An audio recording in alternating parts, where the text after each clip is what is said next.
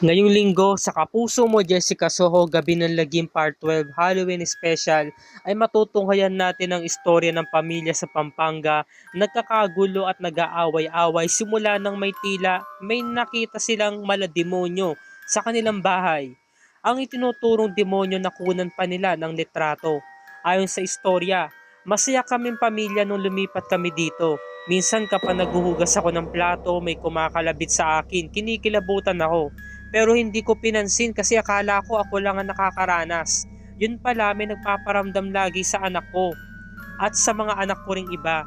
Baka akala ko dinidemonyo na talaga kami dito sa bahay. Ito ang sinabi ni Nanay Gloria.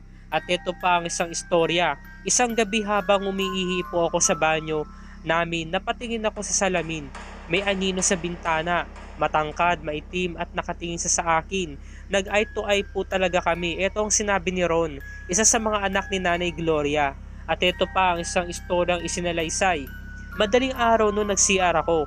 Pagbalik ko sa kwarto, humiga ako at tumingin ako sa asawa ko.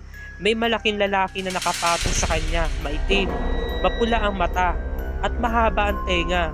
Masama yung tingin niya sa akin. Inalog-alog ko si Ron. Nung ginigising ko na siya, bigla nang nawala yung itim na lalaki. Ito ang sinabi ni Raika, ang kinakasama ni Ron. At ito pa ang sinabi ng isang kwento. Mula noon, kami ng mga bayaw ko hindi na magkasundo. Hindi namin may paliwanag yung reason kasi parang naghahalo-halo na eh.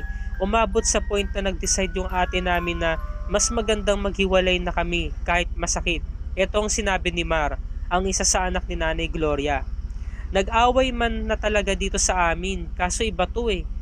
Pero parang mula nung nagpakita yung maitim na lalaki, parang may naguudyok sa kanila para maging masama. Ito ang sinabi ni Marjorie, ang isa sa anak ni Nanay Gloria.